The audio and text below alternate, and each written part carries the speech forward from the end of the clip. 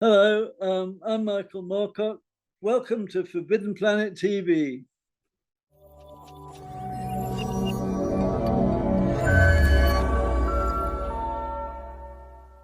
Welcome to Forbidden Planet TV. I'm Andrew Sumner. I'm pleased to be joined live from Paris as opposed to live from Texas, the one and only Michael Moorcock. How are you, Mike? I'm not too bad, Andy, thanks. I mean, apart from being housebound with a wounded foot, which I got as soon as I got here, Linda brings me in supplies, so I'm eating well. It's not bad at all. I mean, I'd rather be out and about, but at least I'm in Paris, and Yeah. I'm back to working on comics again, of course, because I work on comics here, so I'm sort of enjoying myself really.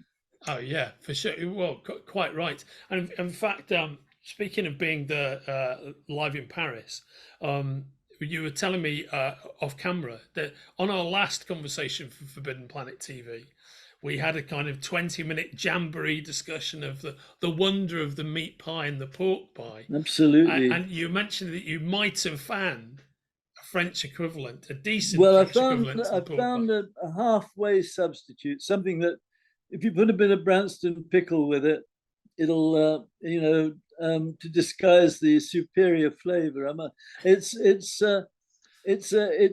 pork en croûte, but in the middle of it is some pâté de foie gras. So it's a rather Wow. posh version of a pork pie, and it comes in slices. So it's not really, it's not quite right, but nonetheless, it's substituting until I can get to England and find some proper pork pies.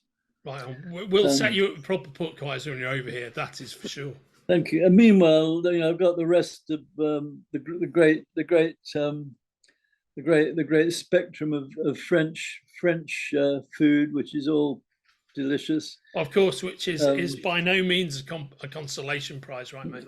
well, I mean, the baguettes. The weird thing is, I've been all over the world and eaten baguettes or what they call baguettes in Spain, in Morocco, all over the place where they have baguettes, and in America, and they cannot reproduce an ordinary French standard baguette. They just can't do it, I don't know what I keep eating them, thinking now what's the difference, because I don't actually have the others with me, so I can't make a proper study of them. I'm thinking of smuggling back a French baguette and then seeing what I can do in Texas with with an American With baguette, an which are American filling. frankly, well, no, I mean these are the other thing is you have to pay a fortune for almost anything that is vaguely French in Austin, and um, the ham, for instance, which you can buy here in a supermarket just as regular ham in a packet, um, costs about, I don't know, $50 a quarter in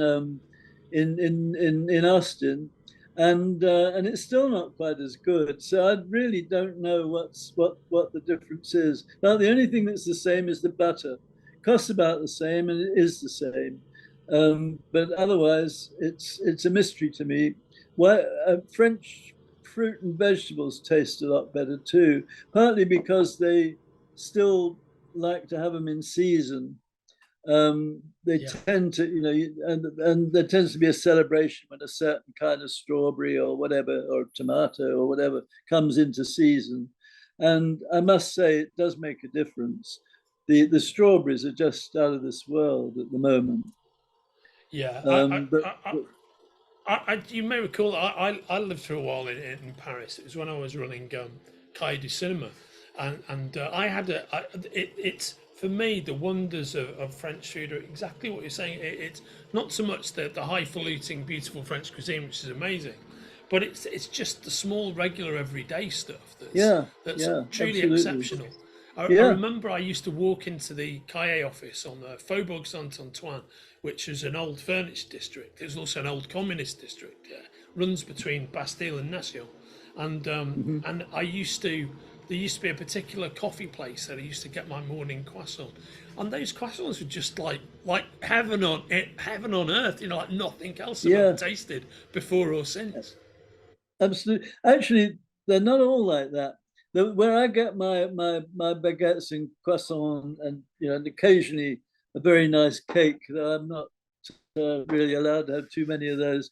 Um, there's a closer baker to us that's what just below our apartment, and that stuff seems to have been made by rats and off rats. It's just appalling. There is something just horrible. I think the baker must be a front, because nobody wants to buy any of his bread. Or, and my friend Jean Fromental, who picked us up at the airport, I was telling him about this. He said, "Yeah." He said, "When I left you, he dropped us off the luggage and everything, and he said, I was hungry, so I got a croissant." He said, "And I couldn't. What is that stuff made of?" Because it's like eating dirty socks. It's just appalling. So I think there must be a front for some organization. I don't know what. Well, So I never, I have to go by there every time, I go to my own baker, the one I've always gone to anywhere that I prefer. And I'm always carrying my bread, past the guy who looks out at me. He's never been known to smile, this bloke, who's sitting there in his shop just going, as I walk past him. I think, well, if you sold better bread, you'd have a better deal. But it's not. I'd rather not eat at all than eat yeah, anything then that eat this the guy stuff you puts don't out. like. Yeah. I, So there I, is one baker in Paris who's really bad. well, that It's is a sort of dismaying to hear, but consolation. it's good that you figured out. It's good that Yeah, you figured yeah. out who it is. Whereas the other baker, I mean, these are both Algerians. They're nearly all Algerians Yeah. around here, doing baking. The other guy that I always go to is got some of the best bread I've ever put in my mouth in Paris. Yeah. It's better than anywhere else. So I don't know. But enough of baguettes and pork pies. Yeah. Enough of those delicious things. I'm glad we were able to continue our theme from the previous episode. Yes, yes, So you've got a bunch of you keeping very busy as ever. Now that you're domiciled in Paris, you're back into your comics work again, Mike. And yeah, I thought we could a nice piece of information to start off with. Last time around, we were focusing on Titan's upcoming repackaging and republishing of your wonderful Helix series, mainly with Walter Simonson, Michael Moorcock's yeah, Multiverse. And yeah. back then, when we talked last time around, we had just solicited the first of what is going to be 2 volumes. And the first volume comes out in September.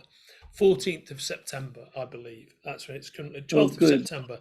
That's currently when it's due to publish. But in the meantime, we've now also solicited volume 2, the second and completing volume, with a beautiful cover by Walter, which will be out 2 months later on the 14th of November. And both of those volumes, completing this wonderful whole, can be pre-ordered from the links attached to our conversation. And I just wanted to return to the subject of the multiverse now that the whole thing's listed and out there.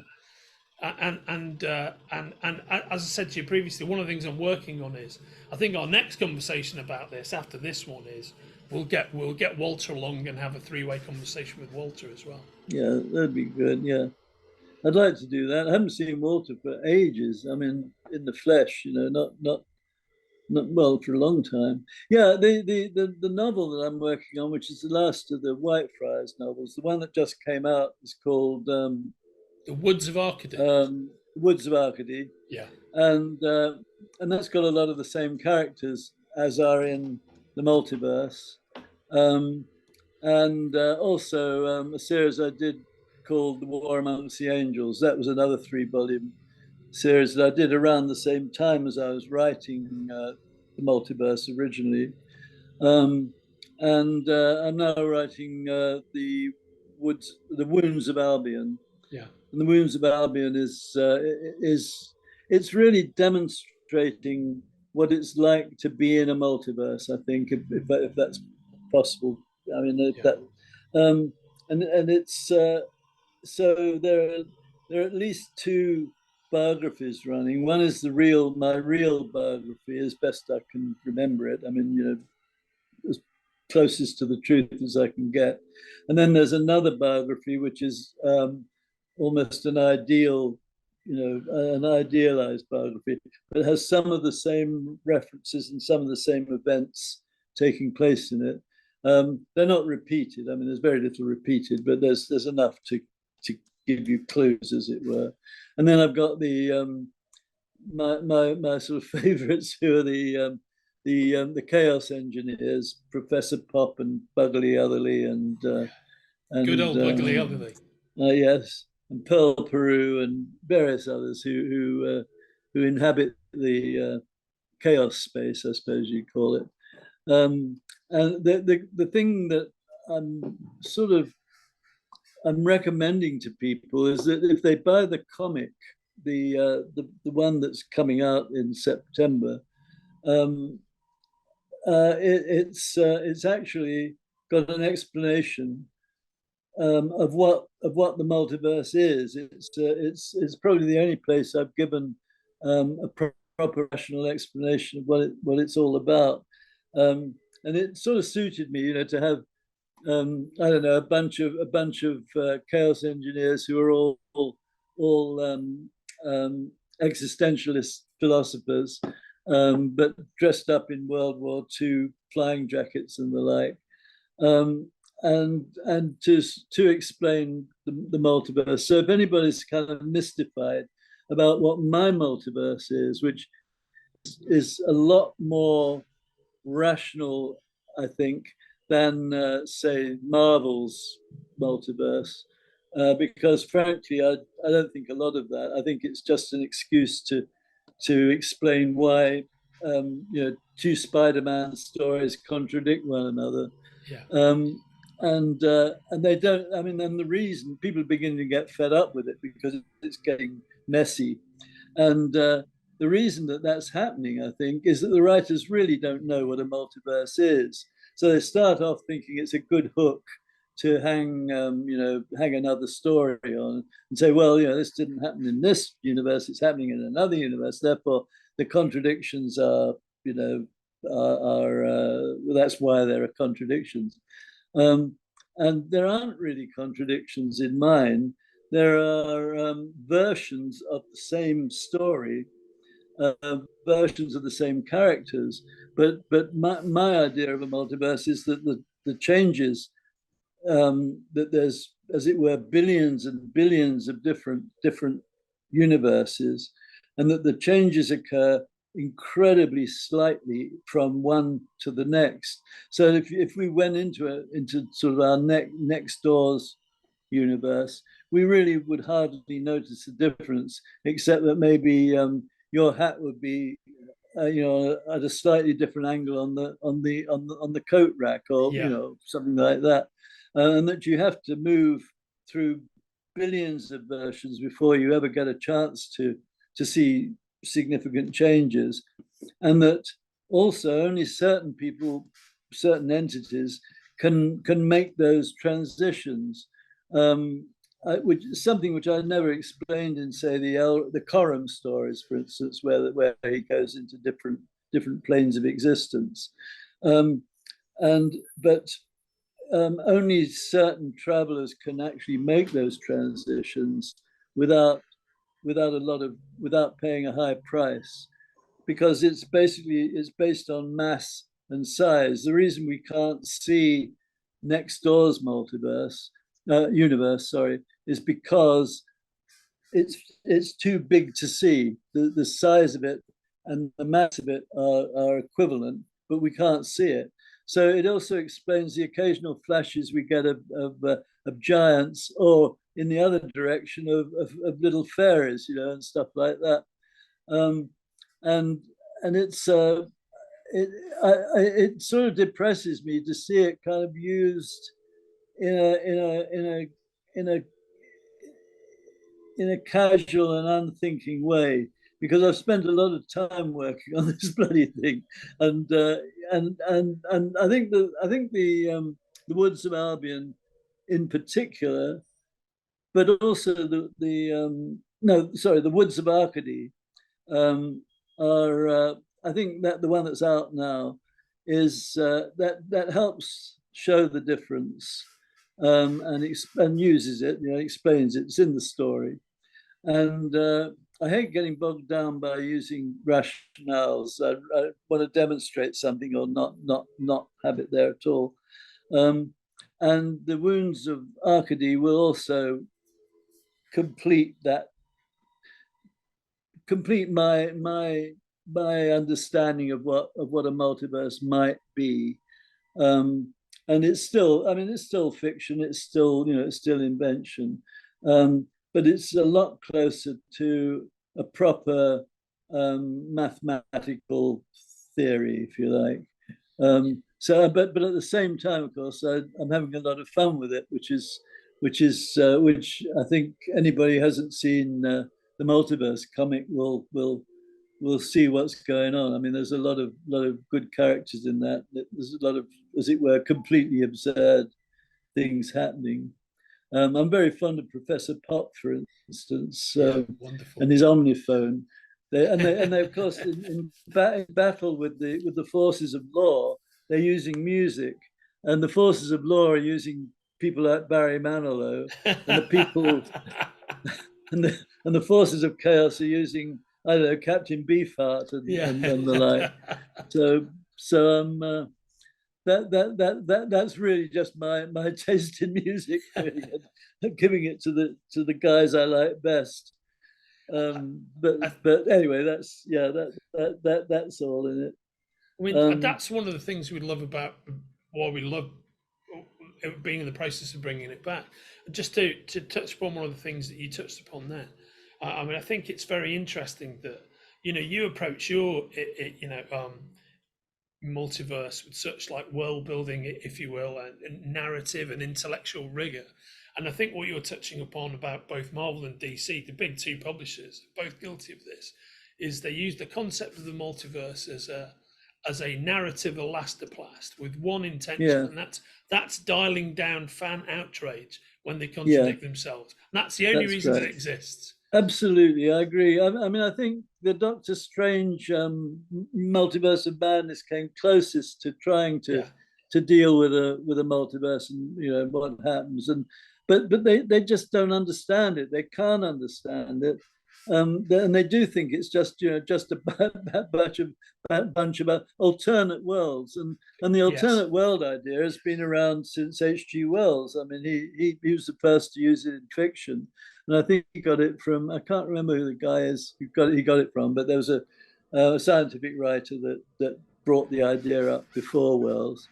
And the alternate world story, I mean, I don't think I've ever read a science fiction story where alternate worlds have actually been explained, or there've been an attempt to explain what and how they occur.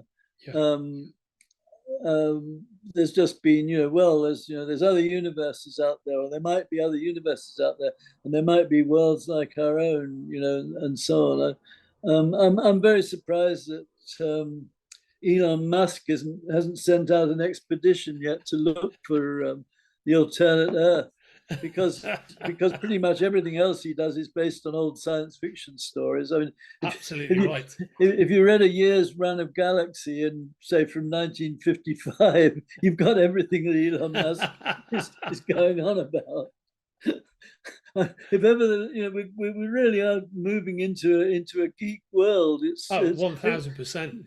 It's actually not bad. I mean, I quite like it, but you can't really take it too seriously either.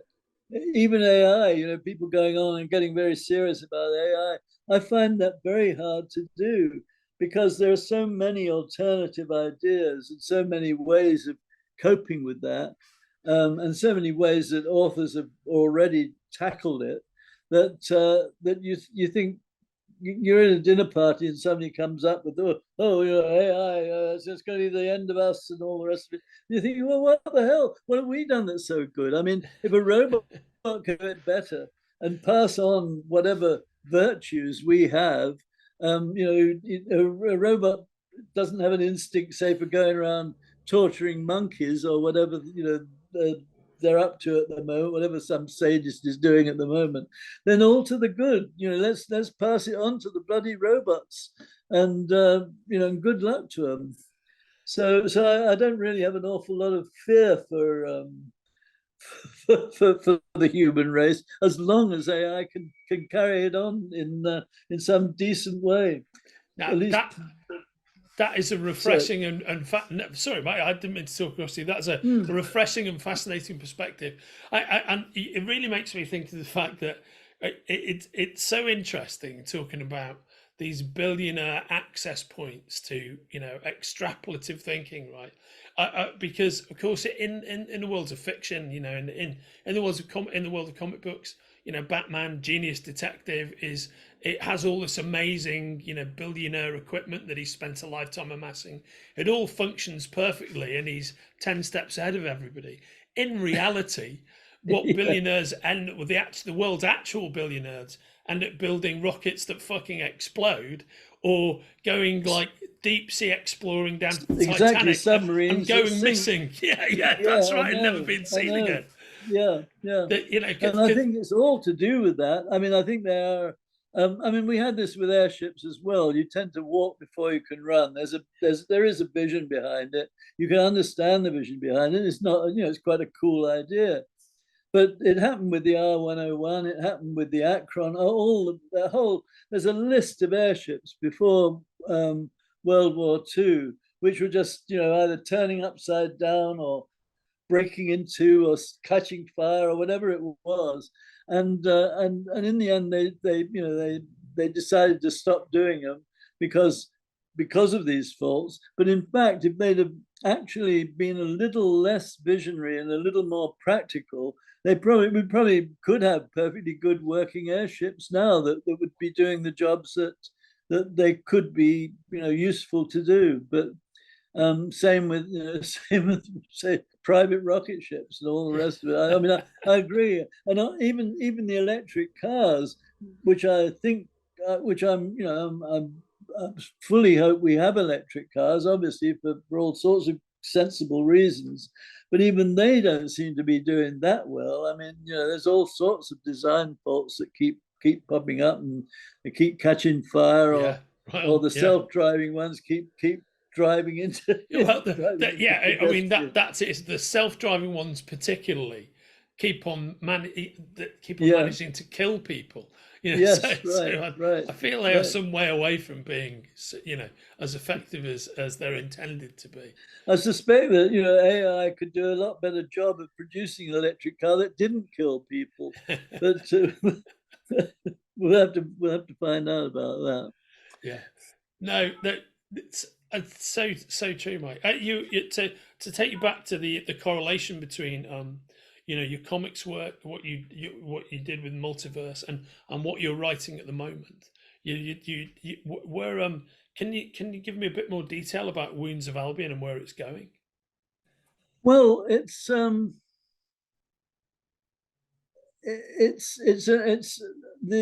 second book was more of a a personal homage, if you like, to the likes of Ed Bryce Burroughs and Rider Haggard and the adventure story writers and the comic books that I liked when I was a kid, Three Musketeers and so on. This goes back to London, and it's more dealing with a London mythology. There's a lot more about Dick Turpin and the Highwaymen, and a lot more about trams, and Dick Turpin and co hold up the trams. There's the Hackney Flyer and the you know, the Thornton Heath Wizard and all these various tram lines which zoom across the country miles, sometimes exceeding 30 miles an hour. I mean, they're pretty fast. And so I'm also dealing with reality, in that I'm talking about, for instance, I've got a whole chapter on how the New World's staff, I mean, pretty much all of the people on New Worlds on a Saturday night would go down to the Flamingo and watch all the great rhythm and blues bands, I mean, real rhythm and blues, as it were, or usually organ-based bands, like Zoot Money and Georgie Fame, who actually wasn't bad, but I think I've mentioned this already. Georgie Fame we didn't much like him because he brought all these little teenage girls down to the club, which didn't suit us. We were too snooty for that. He's a phenomenal keyboard player, Georgie Fame. Oh, Wonderful voice. he was absolutely. I think Zoot Money was a better keyboard player. I think he's probably the very best and of all the organ based R&B bands. Do you know? Do you know he still sings, Mike? He still sings, and he's still got his pipes. I'd heard that. I hadn't actually heard him, but I'd heard that was happening. So if he's out there anywhere, good luck to you, Zoot. And if there's anybody out there who's never heard Zoot Money, they ought to go and bloody listen to him, because he remains one of the great unheard, if you like, English R&B players. I couldn't agree more. In fact, I'll pop some links to Zoot on Spotify and whatnot in the text underneath this interview. Yeah. And to Georgie as well. They're good mates and they often play together. So until at least about a year ago, Georgie was still regularly performing, and he's had a few health issues commensurate with his age. And but he would always have Zoot on as the guest vocalist, and they'd do a couple of duets together, kind of mid-show. So they've stayed close over the years. Oh well, everybody who was on that Rick Gunnell circuit, pretty much were all mates. I mean, and often filled in for one another, and musicians swapped over between one another depending on what was going on. And of course, God, I've forgotten his name. The guy in Police. Andy Summers. Andy Summers, right? I was thinking I was getting his name mixed up with you, and then it's very close to mine. Yeah, it is close.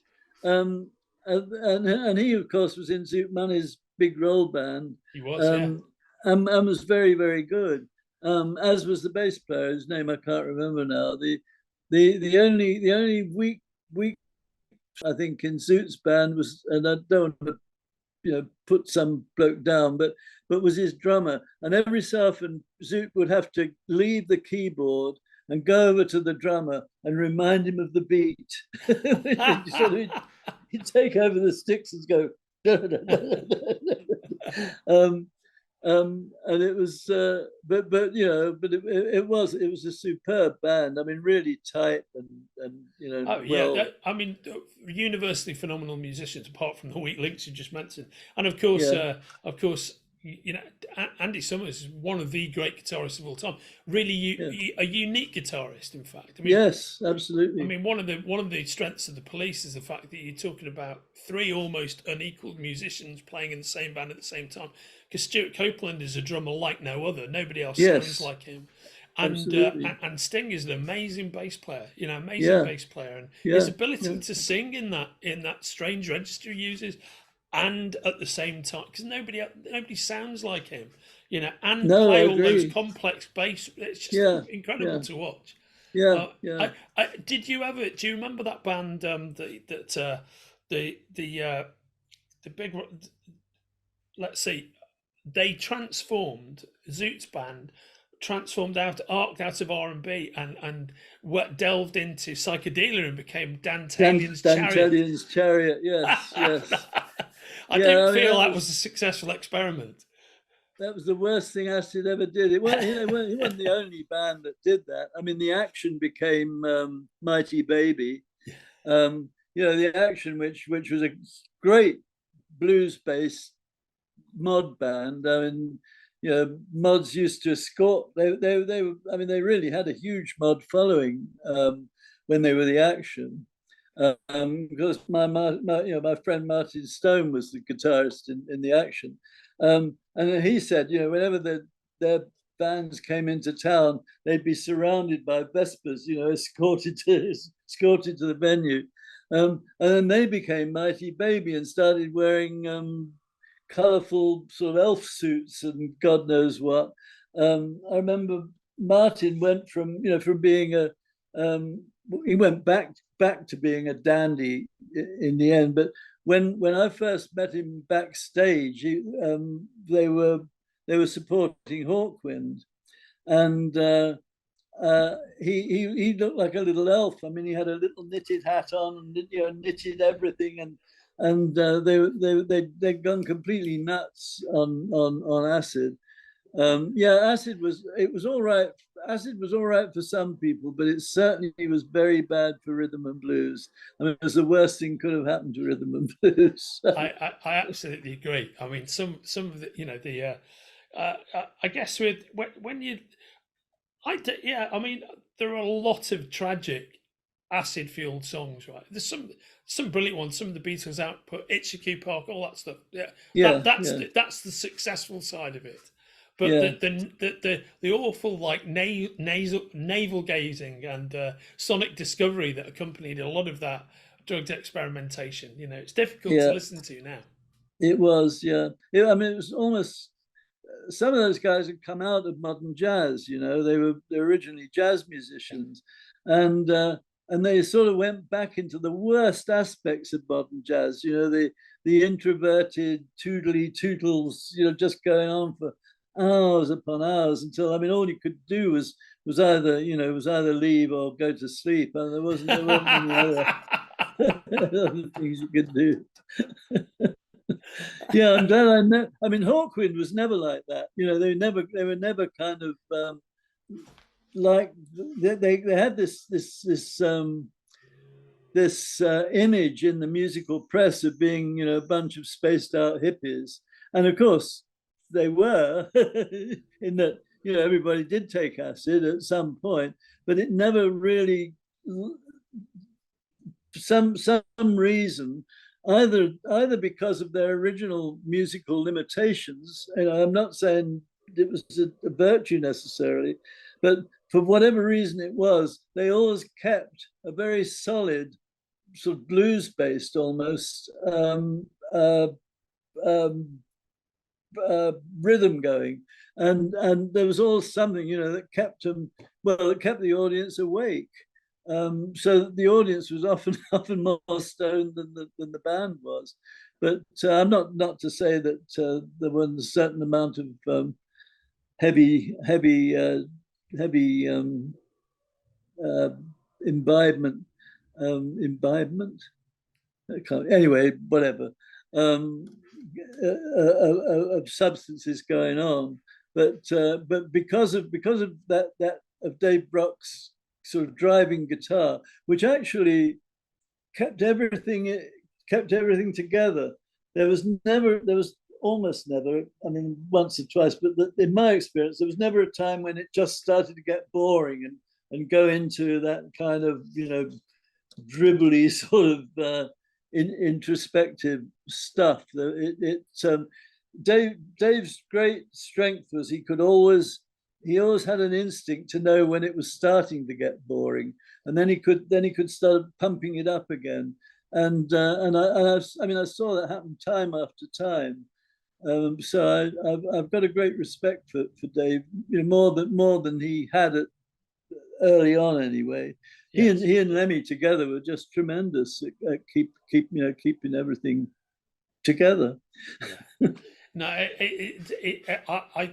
agree. I think that their chemistry, particularly, just as a listener, was phenomenal. And I've always thought that Lemmy never, because of where his career went with Motorhead, which is fantastic, of course, and iconic, but I don't think he ever really got his props as a musician, because he's became more kind of notorious of being a persona. Motorhead is a band that's as much about the persona as it is about the music. Well, I mean, he couldn't ride a motorbike for a start, and he had all these pictures of him, I'll be on the straddling a bike, and straddling a bike was about the best he could do. I mean, I've never seen him ride anything, and and I remember, I think I've told this story before, but when Linda, because of his image, Linda was ready to really keep him at a distance, and was saying things like, if he says one word to him, I'm going to punch him in the chops or whatever. I mean, which she's perfectly capable of doing too. As I know, yeah, it's and true. I would say nothing, until she finally met him. And then she realized that he was actually a softie. I mean, he'd hate it if you told anybody. He didn't want anybody to know that. But he was soft as bloody butter. He was, he was very keen on reading. I mean, he read an enormous amount. A lot of it science fiction, a lot of it comic books, a lot, but he read pretty much across the board. And he was smart, I mean, he had a very good vocabulary, and was kind-hearted. He was actually very thoughtful for people. And the time that Linda met him first was at a reunion when we were doing a big gig at Hammersmith Odeon, and everybody was there to do this sort of, it was Christmas time. I think we were all going to do a Christmas show, and Lemmy, apart from anything, first of all, sort of made Linda laugh, just kept her laughing, because he had tremendous store of jokes and was very, very good at telling them. But he was nervous about going back on stage with Hawkwind. I think it was the first time he'd ever been asked to, and he started getting nosebleeds, and so backstage, his sort of Lemmy, in his black leather and steel, as it were, garb, and here's Linda saying, "Hold your head back a bit. Hold your head back a bit. Come on, now, I can do." And she goes, "Well, I'm not sure. I don't. Do you think I'll be all right out there? Because it's been a long time and stuff like that." And of course, he went out and he was brilliant, but he was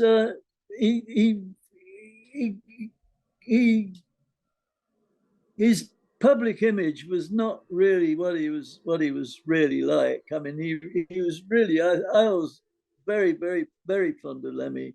I thought he was one of the sweetest guys I knew. Sweeter than some of the people who were thought to be, as it were, the personification of sweetness and light. Most of the band were very decent people, I have to say. I mean, well, like most people are. Yeah. But Hugh Lloyd Langton was a great guy too. I really, really fond of him. Very different personality. But I just through you, I just written an introduction to a book that Titan are putting out, called Underground, about underground bands, and I was thinking about that, and how most of the bands that come on as super heavy, that I am the god of evil and all that kind of shit, are actually just sweet, often quite nervous people, who get it all out on the, and the audience is doing the same. I mean, the audience is going to the gig, but then it has to go to its job the next day, and they're, and then there's, I don't know, they're helping old ladies out, or sort of, saying, what can I do for you, love, and stuff like that. And the night before, they're going, yeah, I'm the god of evil. And they're some of the least evil people I think I've ever met. I think that's very well observed. The best example I know of personally of somebody I've interacted with would be Alice Cooper, who's, Alice Cooper is a persona that he talks about in the third person. And in reality, he's a very charming comic book loving golfer. And that's happily married for decades. It's fascinating. Right. Well, Arthur Brown as well. I mean, Arthur's a very nice bloke. In fact, most of the people I've known with that sort of persona have not been in any way, they haven't even been very, very antisocial. A lot of them, they've been quite respectable people, leading rather, they could be wearing a, bowler hat and, well, actually, I've got one right here. Yeah, exactly. Yes, that one right there. Yeah, no, it's very, very true. Mike, I guess just to pivot out of music and back to your writing for a second, we were also talking about this. You've got two interesting projects on the go at the moment, with two of your absolute all-time classic characters. Could you talk about that? Talk about those a little bit, please, mate. Who are they? Who I'm thinking of. Yeah, what am I leading to? I'll be. I was thinking of you. I was thinking of the Jerry Cornelius and your Elric. Oh yeah, yeah. I'm writing. I wrote myself into a corner with this Elric story. There's a bloke doing a sword and sorcery magazine in Canada, and he asked me for a story, and I thought I might as well do a short Elric story because I had an idea, and it's also touches on the multiverse as well. So I got through 2/3 of the story, going along very nicely. It's never happened to me before, by the way. And I suddenly realized I'd written myself into a hole, into a corner. And it's taken me, I think it took me about 2 days to write the story up to the point where I stopped. And it's taken me about 2 months to try and work out how to end it. And I mean, I know I could go back and start it all again, and I could probably do it all right. But I feel determined somehow I've got to come up with a solution. It is a multiverse idea, I mean, or rather, it puts Elric, an ordinary Elric. I mean, there's nothing different about the story, but it puts Elric into the context of the multiverse and shows how law and chaos and all that work. And the other story, and I mean, the guy was begging me today to have it done by the end of the week, and I said I just can't do it. I mean, apart from anything else, I had a lot of computer problems, and I was panicking over those. And with my current, my hands don't work very well. And it's reached a point where it's either painful to type, or if I try to write in longhand, I've got all these lovely pens too, which I've had for years. I love working in longhand, but if I try to write in longhand, it looks like a mad spider, because some mysterious, I don't know what it is, disease came over me about 3 or 4 months ago, maybe March it was, I think. I one day, I mean, I just got up and my hands were just incredibly painful. I mean, I couldn't move, and they'd swollen up. I mean, they're not so bad now, but they'd swollen to sort of, they ballooned up. So I asked the neurologist. She didn't have any idea what was going on. None of the doctors have any idea what was going on, or any of the doctors I could see, because there's a shortage of doctors where I am anyway.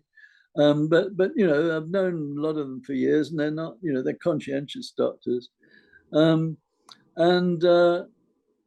I'm sort of hoping that while I'm in France, I'll find somebody who says, "Oh yeah, I was in Somalia last year, and what you've got is such and such syndrome, and somebody will find a cure for it."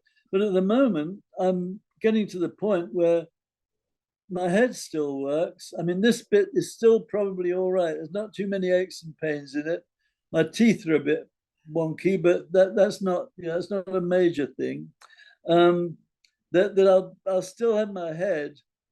I had this discussion with Arthur Clarke years ago, and Arthur was saying, he said, I don't mind being part of an artificial intelligence. He said my favorite idea for myself is to wind up being just a brain in a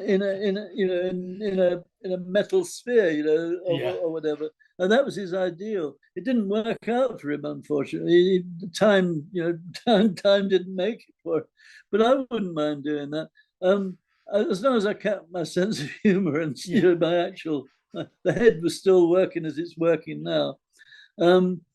But it looks as if I'm going to have to either learn how to dictate, which is going to be very hard for me, um, or just start just telling people ideas and not Yeah. actually working them out. I do really Um, feel for you about this, Mike, because I mean, as you know, as a journalist and a creative writer, for me, always being there's always been a massive difference between dictation and writing. Personally, I see the words and how they interact on the page and the rhythm of the words on the page. I don't. Absolutely. It's not a verbal Yeah. or oral process. Do you know what I mean? Yeah. I It's a know very that's different thing. exactly it is. It is. And aesthetically, even how it looks on the page, and all the rest Yeah. of it, it all matters to me.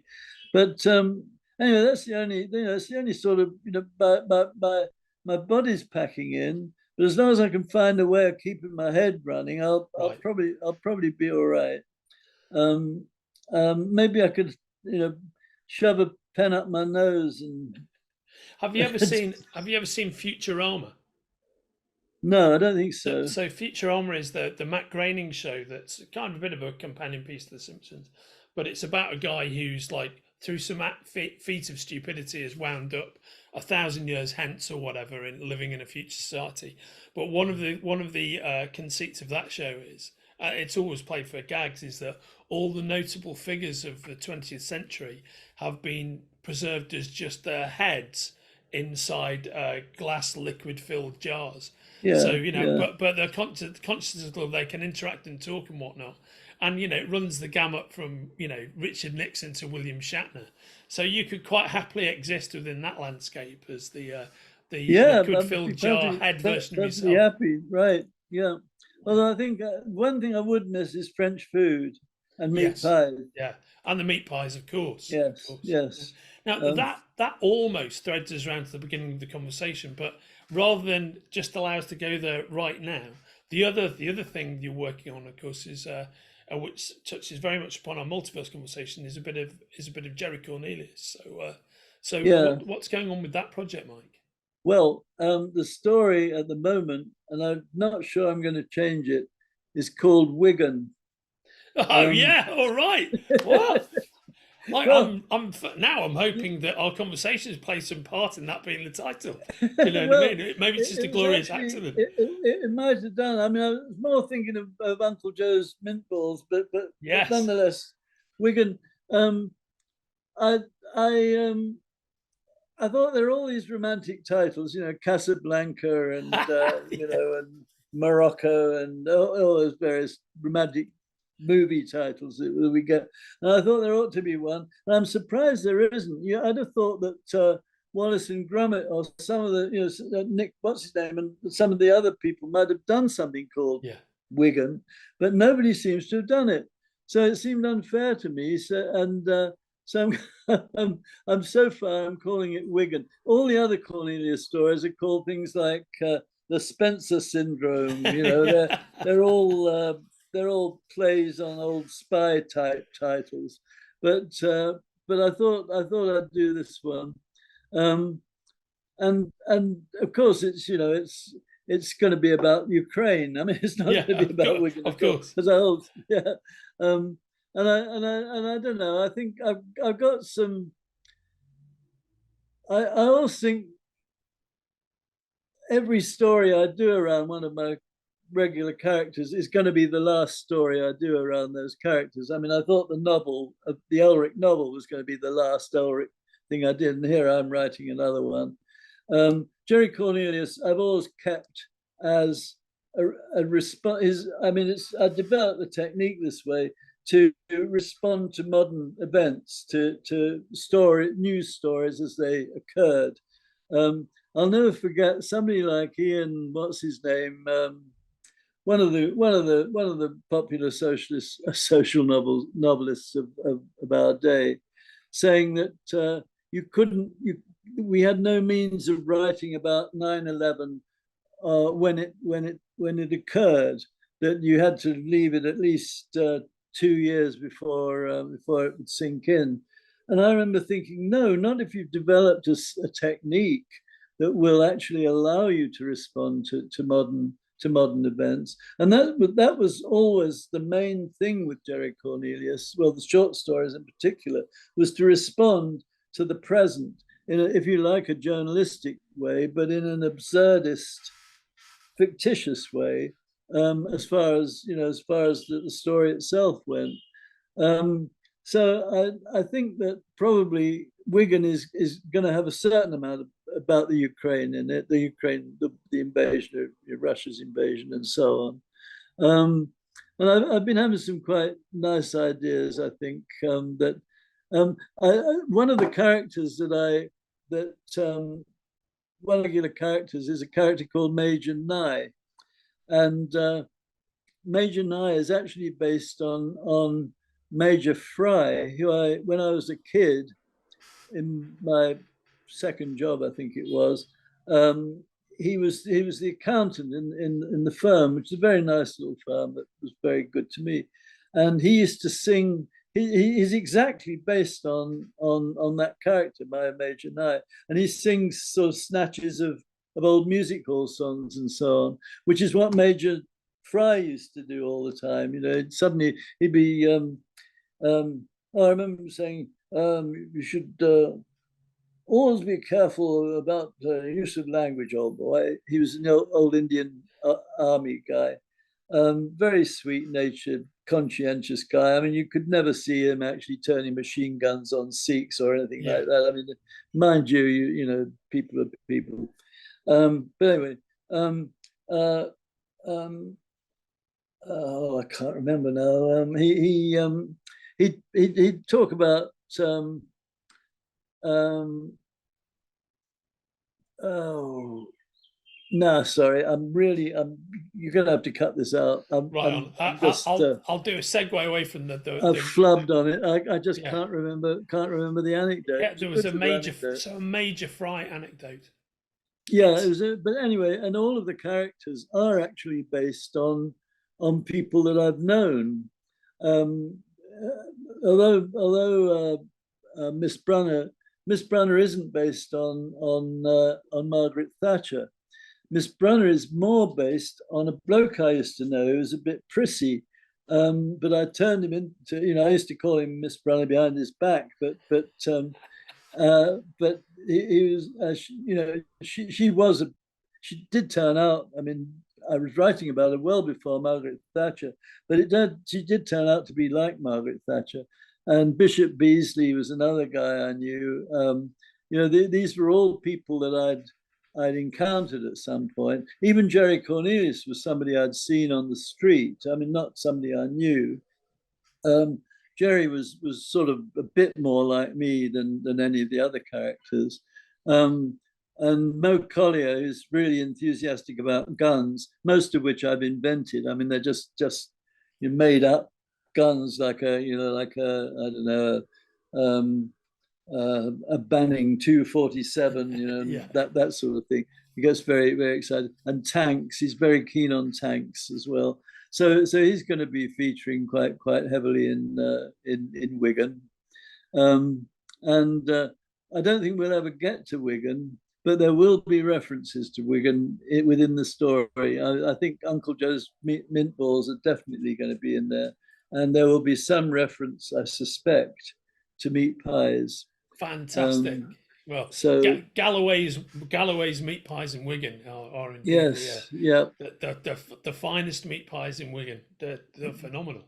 And we talked about that at length last time around. But I wonder what the secret ingredient is. We probably discover at some point there's something horrible like the polluted water of you know, off Wigan Pier. Yeah, absolutely right. Yeah, shavings of the wooden planks at Wigan Pier. You know, so, yeah, marinating in the wood shavings. There's a bloke who, for a bet in the 18th century, said he could boil a plum pudding, I think it was, in the Thames, and he did it for a bet, and he put it in muslin, you know, he wrapped it in muslin, put it in the Thames for 17 hours, then brought it out again, and the verdict was that the pudding was slightly overcooked. So I wouldn't mind trying that myself. You know, I can't see it. Can you? I mean, you're near the Thames every day. Not every day, but you know, most. Yeah, the office is right here. Exactly. Yeah. I can't quite see it either, but now I must admit I'm tempted to try now that I've heard that. Me too. I must say, I'll just take it. I mean, meat pie would be as good as a plum pudding, I would think.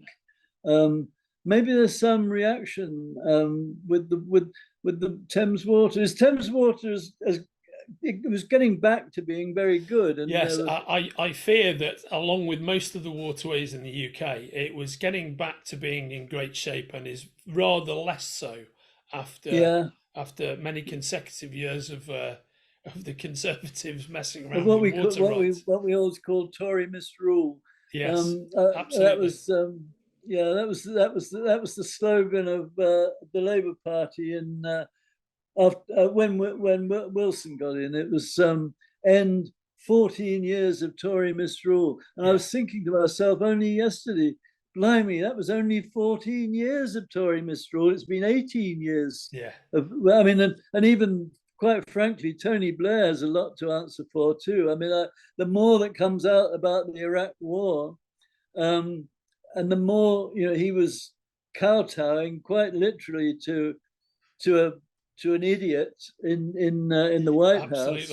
Absolutely. It's just appalling, because I still think that if they hadn't invaded Iraq the way they did, Putin wouldn't have a moral right, feel in his own head that he has a moral right. I mean, he hasn't got a moral right, but we didn't have a moral right either to attack Saddam, much as he was an unpleasant person. You know, it was all faked up, and just because presumably Georgie thought that he was able to do a job better than his dad, who had the common sense to pull out as soon as the job was over. You know, the necessary job was over. So I don't know. I really don't know if Blair will never get his comeuppance, and I think he betrayed us, betrayed everything that he stood for and everything that those of us who voted for him voted for. Staggering that he was, of all things, a Labour Prime Minister. That's unbelievable. You know, I mean, if you'd have told me that story in advance and you'd said, well, Thatcher ended up doing this, I'd be like, yeah, of course she did. You know, but yeah, he was a grievous disappointment in the end, that lad. Oh God, I mean, yeah. Anyway, Mike, the whole thing. I mean, it's such a it is, and of course, you know, it's the lies and bullshit that were so legitimised by that area, and you know, successive politicians have just doubled down. Absolutely, and you wind up with Boris, who at least got. I mean, I still have a feeling that Boris will manage to pop out of some manhole or other. You know, we shove him into the sewer and he pops up somewhere else. Absolutely right.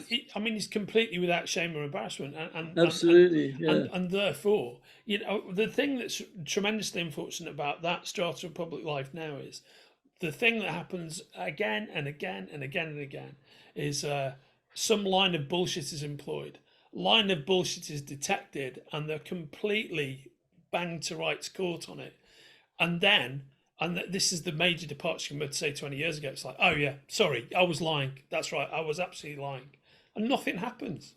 Absolutely, there's no comeuppance, no nothing. Yeah. I don't know if you're probably too young to remember the Profumo. Well, affair. I'm aware of it, but I didn't live through it. Yeah. Yeah. I did, and and I didn't know any of the people, but I was on the fringes of that. I was living in Notting Hill by then, and I knew Peter Rackman, who was who was the alleged, well, he was a slum landlord, but he wasn't anything like as bad as people painted him. But he came out as one of the worst villains in it. But I don't think he ever was. But that's another story. And Mandy Rice Davis was his girlfriend. Yeah. And whatever his name is, I've forgotten the politician Profumo, of course, was he was having an affair with Christine Keeler. She was having an affair with Ivanov and all the rest of it. Yeah. He lies to Parliament once, as it were. I mean, to say, I didn't have anything to do with it. Is caught out and is absolutely, for essentially his political career, if not his reputation, just went downhill. He never got anything close to what his ambition had been after that. Nowadays, you say, yeah, sure, I was responsible for the rape of 15 children in Dar es Salaam, and I did. I was involved in people smuggling quite a bit, and yeah, well, I did personally shoot 6 teenagers, in a restaurant in Hull. But what can you say? I mean, it's just what goes on, isn't it? And everybody says, yeah, it's pretty bad, and and there's people like us, of course, piping on the sidelines, hang the bastard, hang the bastard. Yes. And the rest of them say, well, we'd all do the same thing. We'd all shoot 6 teenagers in Hull, if we were in those circumstances. And it's really is decadence. I mean, it's not a question of older people looking back at looking down at the more recent events and saying the country's gone to the dogs, which of course every generation does do, but it's genuine decadence. It's there is no moral compass involved. I mean, it just isn't.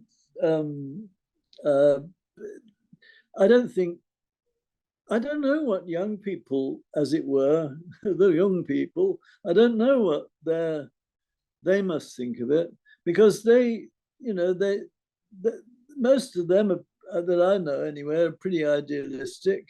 But do they can they accept that as a norm? And if so, what are the alternatives? Do you set up as it were, a separate community where standards still exist, or do you go into that sewer and try to sort it out in some way? I don't know what I'd do in those circumstances.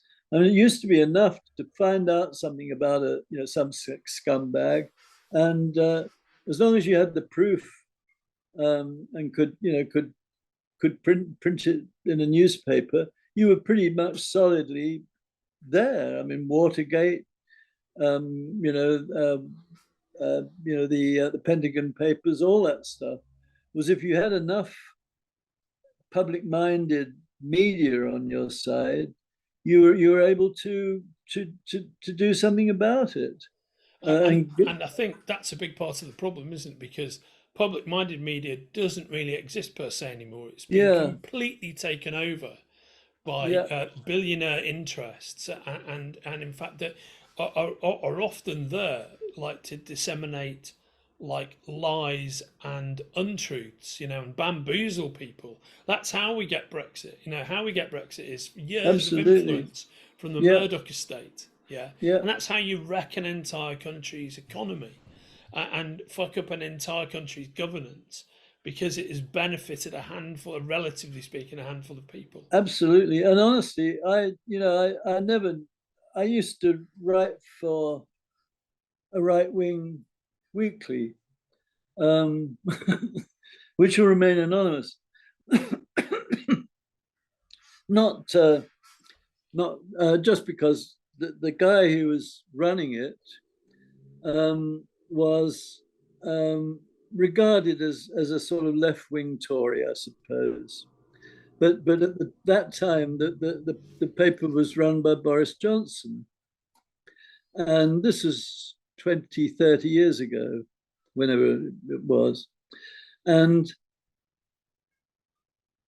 the paper got better and better. I mean, it got fairer and fairer. It was still a Tory paper, but it was truthful, and kept its eye on the truth, even if the opinions didn't suit you. You know, the people doing it were people of some integrity. And as I say, I knew the bloke who was the real editor of the paper, because Boris Johnson was not editing it at all. He was supposed to be the editor, but he'd come in, you know, sort of doing something else. I think he's working for the Telegraph then as well, and say to my friend, "Oh, would you mind just write me an editorial? You know, just sign it, or well, he'd get other people to do all of the real hard work, and then he'd be off and tell a few lies in the Daily Telegraph or whatever it was." And everybody on the paper knew, and I think still knows, just as I did, that he was a fraud and a liar and a person, you know, in no way to be trusted with the public interest. And yet that was, as I say, 30 years ago, and it's taken all 30 years. Well, he's pretty much destroyed the country in the interest of himself and the 7 people who supported him in Parliament, for anything at all to be done. Yeah. And that's got to be deep corruption. And I mean, we shouldn't have been allowed in the EU with the amount of corruption. We've got more corruption going on in Britain, I think, than Ukraine had when they weren't being allowed into the EU, or Turkey, you know. Absolutely, and a national identity, by the way, that it is based on complete centuries of lies and untruths. You know that's the reality. Yes. That's I agree. The whole British Empire thing, the whole thing about who, you know, with the fair-minded English or whatever, it's all fucking nonsense. You know, you talking about the most marauding band of murderous imperialists pirates, that the world has ever seen. That's us. Absolutely. You know, yes, 100%. I know. Yeah. Well, I mean, as I said, they all left Denmark and Norway and came over here, or came over there, and carried on from there. You know, got a nice big island. We can you know, could riff off that. We can go this way. Yeah, so there we go. Kill the monks, and we go this way. Rape the nuns, and we've been doing it ever since until we got so tired after World War II that we had to say, well, phew, I don't feel like raping and looting anymore. You know, do you? No, not really. Well, we could do corruption. You know, we could go into, you know, to full scale corruption. It's a lot easier, and you know, there's not so much risk either. You know, we could be all right. So, and I think that's, but even in Macmillan's day, it wasn't as bad as this. I mean, I mean. Nothing, because the problem is it's all out there and there's no decorum anymore. It's not like, but it's just blatant. It's so fucking blatant.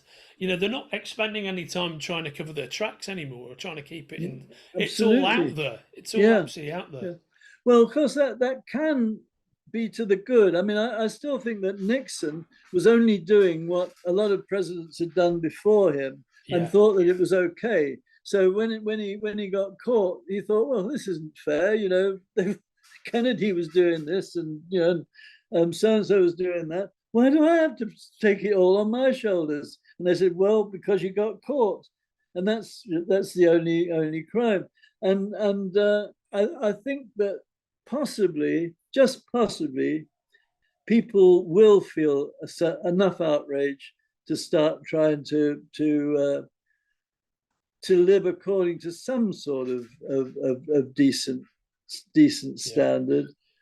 I certainly see the evidence of that with my kids and their friends and what they get outraged about, which is all of this stuff, and then the callous, unthinking, and short-term view everybody's had with regard to the climate ever since I've disinformation about the climate that drives them bananas, and they're all hugely exercised about corruption and climate change, and so it's the old cliche, but the children of the future thing. The current young generation, the people that I see and interact with, are hugely exercised about that stuff, and quite rightly so. Yeah, I mean, I must say that when all you see is a bunch of kids throwing up on the streets on a Friday night, you get sort of a bit depressed about it. You think, is this the youth of today? Yeah. But in fact, all of the youth of today that I know are thoughtful, decent people. My grandkids are, my kids are, and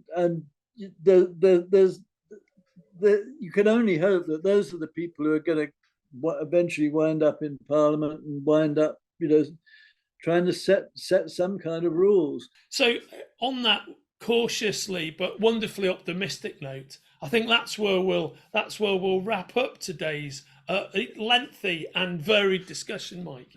And and all the books that we've been talking about in this conversation can be obtained from the links attached to the conversation. Some of the music we've referenced will also be there. The political thoughts are our own, of course. Do you know what I mean? But people can just rewind and luxuriate in that conversation, which Absolutely. I very much enjoyed, mate. Yeah. Okay. Thanks a lot, Andy. I hope to see you in a few weeks' time. You will indeed, and I'm very much looking forward to that, Mike. Yeah. And it's always a pleasure seeing you, brother. It's always great to see you. Me and too. It always cheers me up. And to see you, you and Linda looking so well. It's brilliant. You take care of yourself, and I'll see you very soon. You too, Andy. Cheers, mate. Take care. If you're enjoying watching Forbidden Planet TV and you're enjoying watching us talk to the world's most interesting and accomplished filmmakers, authors, artists, musicians, creators, subscribe right here. See you soon.